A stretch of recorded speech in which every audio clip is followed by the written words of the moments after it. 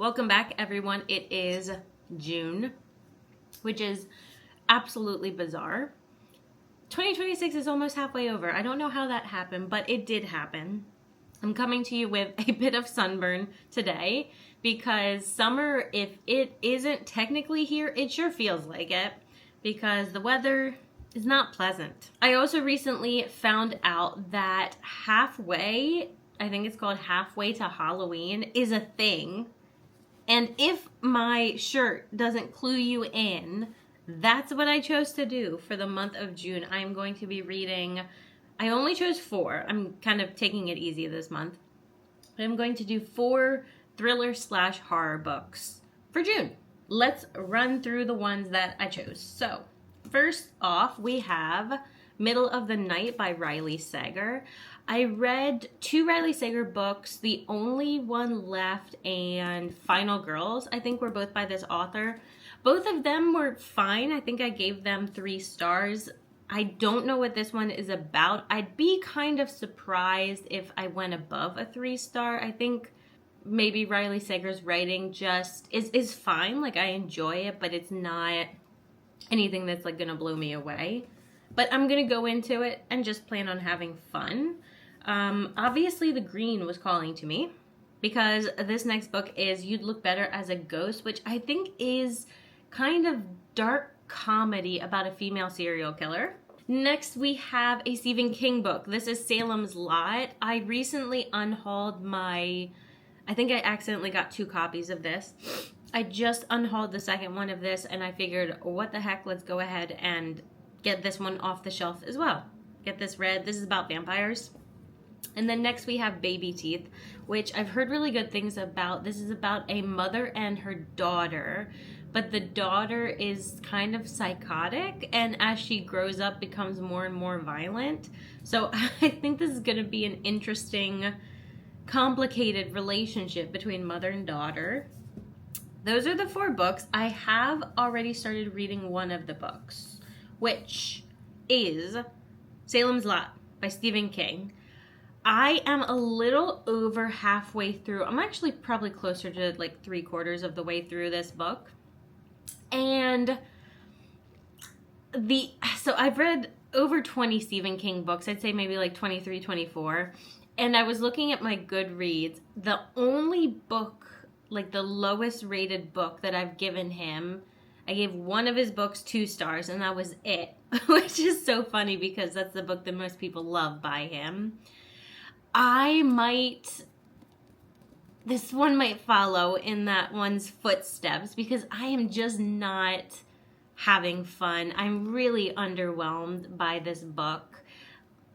It's supposed to be about like these creepy vampires taking over this town, and I'm just largely bored. The vampires aren't creepy. They're not scary. I'm not frightened. I'm not scared for the characters. I don't really care about the characters.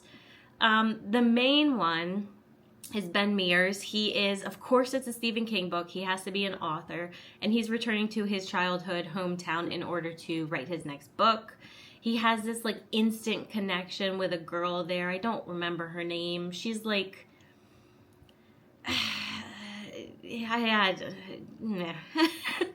The more that I'm talking about it, just the more I'm realizing how little I'm enjoying this. There's like this instant love connection between the 2 of them, which you guys know just how much I love that. It's not terribly done initially. There is like that instant like, oh, we have the same memories from our childhood. We went to the same place. Like there's connection over that. It's just... I just don't really like either of them as characters very much. There's this old creepy Marsden house that there were a lot of like childhood horror stories about. Some of the previous owners had like really ugly ends, and a man moves into this house. He buys the house, he moves in, and he ends up being a vampire and creating other vampires, and they pretty much start sucking the life out of everyone and taking over this town. It has a very slow start. Stephen King likes to give you, like, dip your toes into the life of the town and how that society functions before kind of getting into the meat of things. And a lot of times I really enjoy that. This one, I'm just not.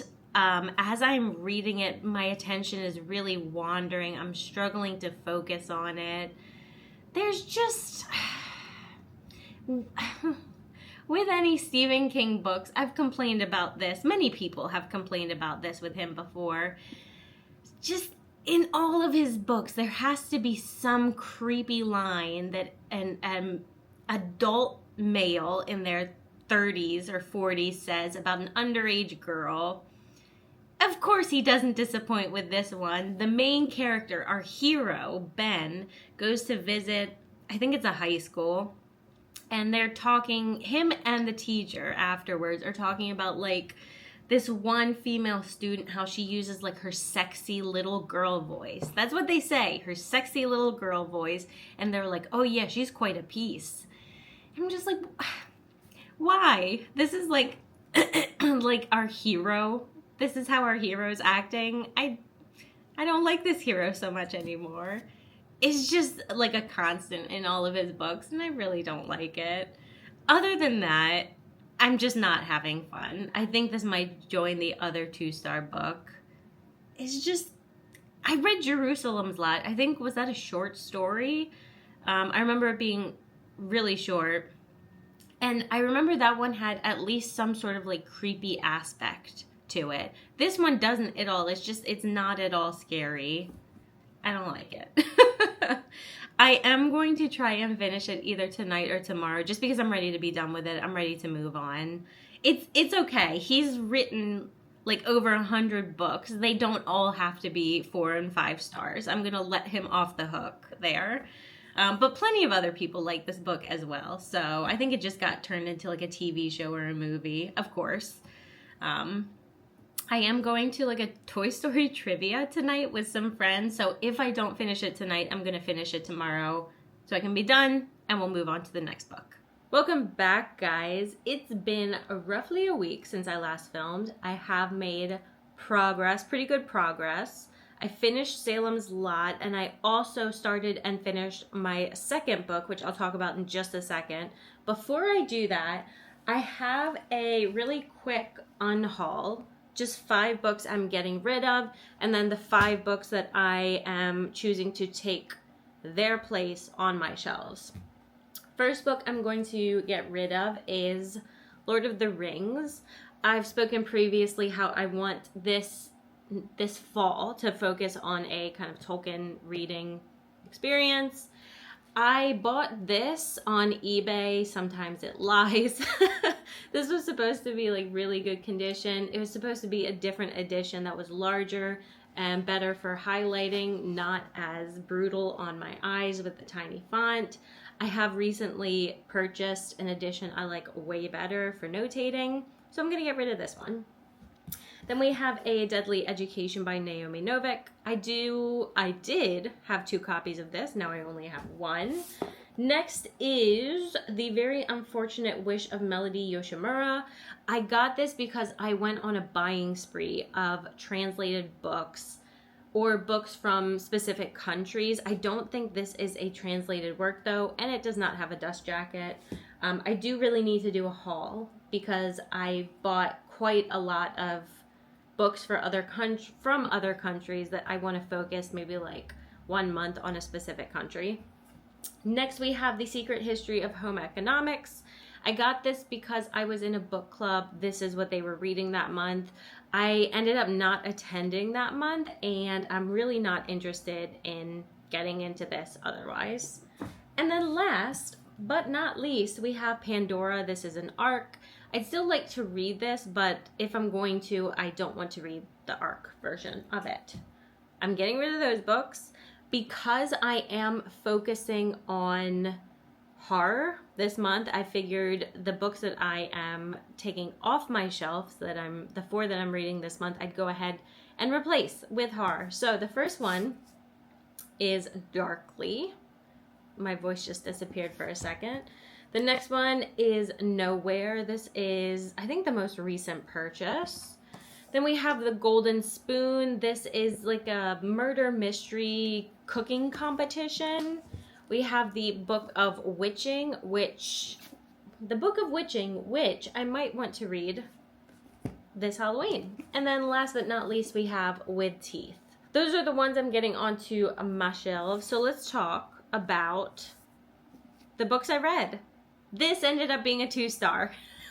I had a feeling I wasn't going to like the end any more than I did the beginning, the middle, and I didn't. This was just not for me. I didn't have fun. I wasn't interested. I wasn't scared at all or creeped out or unsettled. It was just, I said it before, and I feel bad saying this about a horror book, but it was just kind of largely boring for me. However, I went from a 2-star to a 4-star, and this is the book that I did not think I was going to enjoy as much this month that I really did. And that is You'd Look Better as a Ghost by Joanna Wallace. This is more kind of dark comedy, might be stretching it a bit, but I don't typically like a lot of comedy in my books. This was great. This was really entertaining. I had so much fun with this. It's nice and short, so it's not, it keeps your attention. It doesn't like drag on. It's not like, oh my goodness, what's happening? Can we hurry up and get to the end?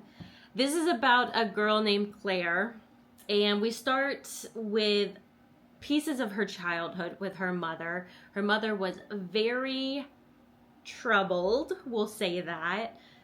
Very possessive of her husband, the girl's father, kind of in competition with Claire, the daughter, for his attention. She wasn't right in the head. She was abusive, and we get snippets of Claire kind of growing up in this environment. But the mother also realizes that something's not quite right with Claire. She doesn't connect to people. She doesn't feel emotions the same. She's able to kind of separate herself from morality, I guess you might say. And Claire really loves her father, but she does not like her mother. So we go back and forth between her childhood versus her as an adult, current day. Her father has recently passed away. She's getting really bad headaches. And instead of giving her medicine, her doctor says you should go to a kind of grief counseling therapy group. She starts attending that, and through that comes in contact with some people.